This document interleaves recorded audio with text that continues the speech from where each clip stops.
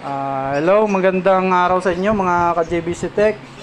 Meron na naman ako ngayong siniservisan, isang Kundura no frost inverter. Yan ah, Kundura yan, Kundura. Saan ba yan? Ayun, Kundura na no frost inverter. Bali, ang issue nga pala nito, dual inverter siya. Dual siyang fan.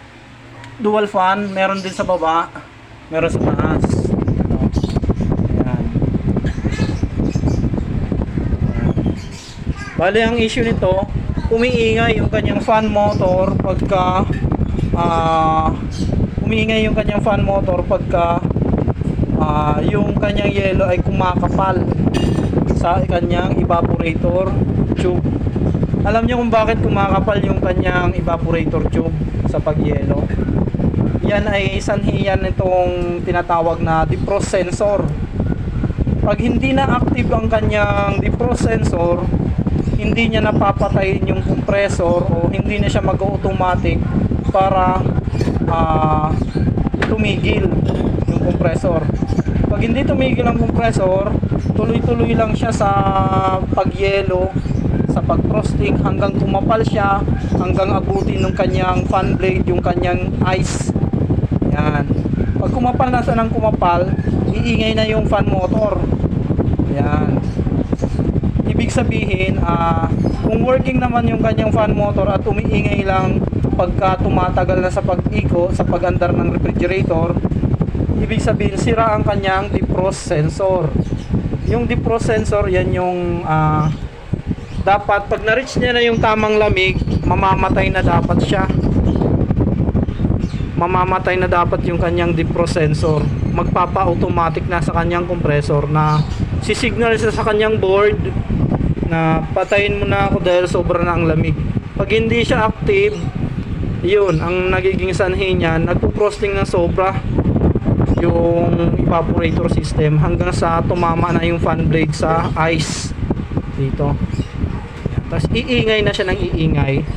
Bale, hindi na rin siya makakalamig masyado ng konti sa baba, sa taas, dahil nga nang harang na yung mga butas niya dito, maharangan na rin siya. Ganyan siya eh. Yan. Maharangan na yung pinakabutas niya dito, tsaka yung banda dito sa loob. Kaya hindi na siya magpo-frosting ng ayos. Magmamalfactuate na yung kanyang pag-yelo. Yan. Ito yung fan. Observe natin sa pag-andar niya kung hindi na siya iingay naman. Pag hindi siya umingay at naman tahimik, bali defrost sensor lang ang kailangan natin palitan. Pero mag-check pa rin tayo dito sa kanyang heater. Yan.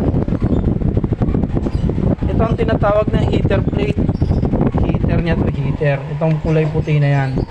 Once nasira ang kanyang heater, hindi rin siya madidefrost. No? Mga ilang days or week ito ma'am bago umiingay na ganun pagbukas nyo?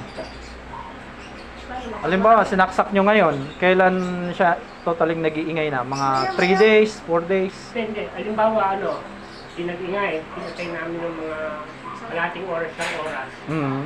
At pag sinaksak namin ulit, muna siya, maglalamig, magkakarga muna ng lamig. Tapos, maya-maya, tutunog na naman. Ayun. Ibig sabihin nga, sira nga ang kanyang defrost sensor.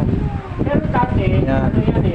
Dati, nagkaganyan yan, pero matagal na yung nasundan bago tumunog. Ang kailangan kasi po dito pagka ganito, sabi nyo, every 30 minutes, gumagano na ulit.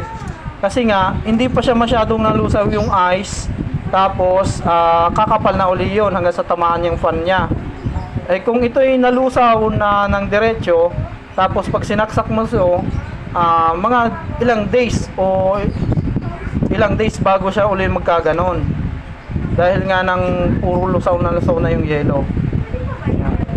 Para maiwasan na yon, papalitan natin siya ng defrost sensor.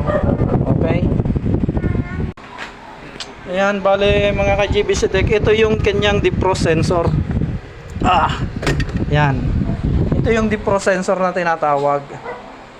Kung hindi ako nagkakamali, meron tong value na 5 ohms. Ganyan. 5 ohms o 6 ohms. Depende sa kanyang DePro sensor. Check na lang natin. Ayan mga ka-GBC Tech. Bali, i-check na natin to. Dapat ito ay mga 5 ohms or 6 ohms. Sukatin lang natin yung kanyang DePro sensor. Sensor at wala tayong cameraman.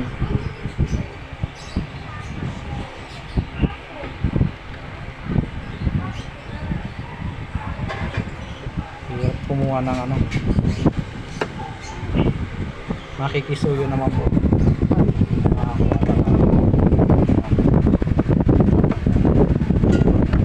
Kuha na natin siya ng yan o 8.8. Layo na to, change value na to. Alitin? Oo. Ano ba ang dapat? At dapat mga 5 ohms to 6 ohms. Yan. Okay. Change value na itong ating DePro sensor.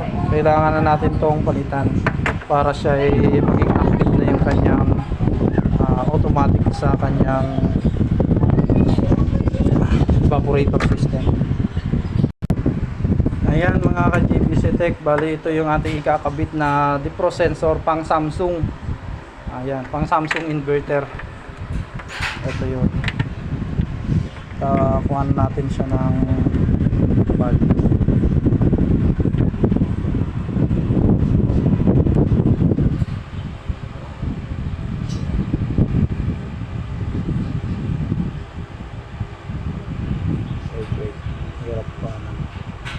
Ayan.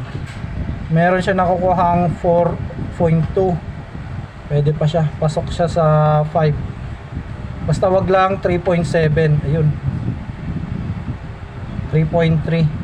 Wag lang 3.7 kasi pag 3.7 na bagsak na yan. Ibig sabihin talagang wala nang katuturan. Sira na. Ito naman change value. Ibig sabihin yan dapat nasa mga 6 ohms lang siya, umabot na siya ng 9. Ibig sabihin tumaas ng tumaas. Imbis na pababa, pataas ng pataas. Okay? Ayan na mga ka-GBC Tech, napalitan na natin siya ng DePro sensor. Try na natin ngayong isaksak. Sige nga, testing nga natin.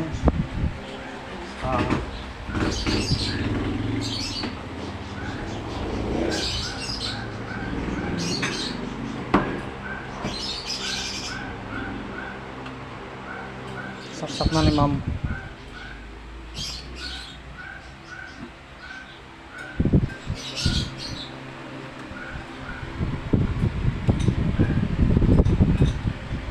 Yun, mandar na yung kanyang fan. Bali tahimik naman niya ang kanyang fan.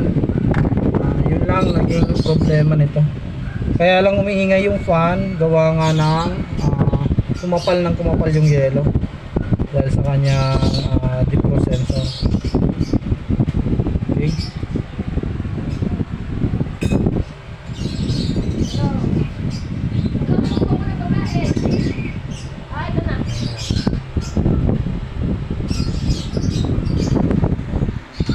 Yan, sa mga gusto magpa-home service dyan, PM ko lang kayo sa aking Facebook, JBC Tech Appliances. Nandun na aking cellphone number sa profile. Check nyo na lang. Around Batangas tayo, buong Batangas City o Batangas Province. Okay, thank you.